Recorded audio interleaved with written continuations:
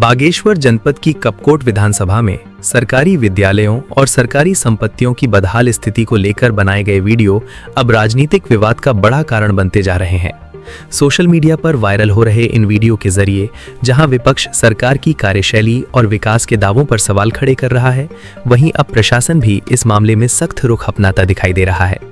दरअसल सरकारी स्कूलों, स्वास्थ्य केंद्रों और अन्य सरकारी संपत्तियों की जमीनी हकीकत को कैमरे में कैद कर सोशल मीडिया पर साझा करने वाले कुछ नेताओं और कार्यकर्ताओं को प्रशासन की ओर से नोटिस जारी किए गए हैं। आरोप है कि बिना अनुमति सरकारी परिसरों में वीडियो बनाकर सरकार के खिलाफ माहौल बिगाड़ने और लोगों को भ्रमित करने की कोशिश की गई। प्रशासन का कहना है कि सरकारी संस्थानों में बिना अनुमति शूटिंग करना नियमों के खिलाफ है और इससे कानून व्यवस्था प्रभावित हो सकती है। इधर इस कार्रवाई के बाद राजनीतिक माहौल और गर्मा गया है। उत्तराखंड क्रांति दल के युवा प्रकोष्ठ ने प्रशासनिक कार्रवाई को लोकतंत्र की आवाज दबाने की कोशिश करार दिया है। यूपीडी युवा प्रकोष्ठ के कोषाध्यक्ष वरुण चंदोला ने प्रेस वार्ता कर सरकार और प्रशासन पर गंभीर आरोप लगाए। उन्होंने कहा कि यदि सरकारी स्कूलों और सरकारी संपत्तियों की वास्तविक स्थिति जनता के सामने लाई जा रही है तो उसमें गलत क्या है। उनका कहना है कि विपक्ष का काम जनता की समस्याओं को उठाना होता है, लेकिन सरकार सवाल पूछने वालों को नोटिस भेजकर डराने का प्रयास कर रही है। वरुण चंदोला ने कहा कि प्रदेश में लोकतंत्र को कमजोर करने की कोशिश हो रही है और सरकार आलोचना सहन नहीं कर पा रही है। उन्होंने आरोप लगाया कि जो लोग जनता के मुद्दे उठा रहे हैं उन्हें प्रशासनिक दबाव के जरिए चुप कराने की कोशिश की जा रही है।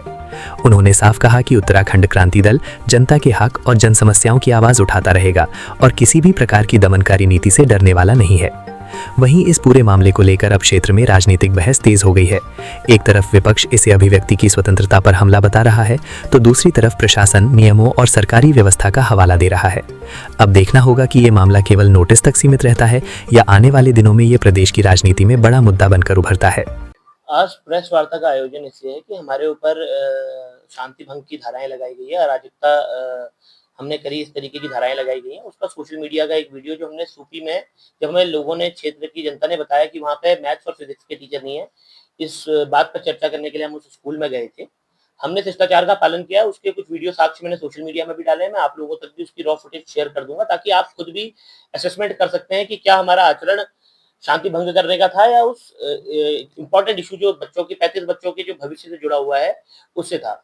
उसके बाद हमने अगर 16 तारीख को हमारे ऊपर ये इल्जाम लगाया कि 16 तारीख को हमने वहां पे शांति भंग करी, तो अगर हमें शांति भंगी करनी होती तो हम 17 तारीख को डीएम को अगले दिन ज्ञापन नहीं देते इस बात का।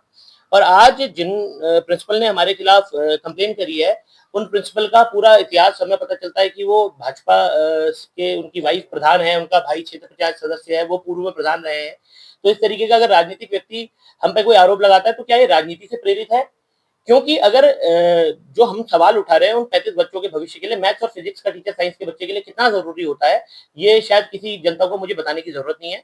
और मीडिया के बंधुओं के माध्यम से भी मैं ये चीज पे आप लोगों से हाथ जोड़ के विनती करूंगा कि आप इस चीज को जरूर मजिस्ट्रेट के माध्यम से ले जाएं ताकि उन बच्चों को शीघ्रतम शीघ्र टीचर मिले। क्योंकि अगर टीचर मिलेगा तभी उन बच्चों का भी भविष्य स्कूल से बन के निकलेगा और वो अपने छोटे भाई बहनों को भी उस स्कूल में जाने के लिए कहेंगे।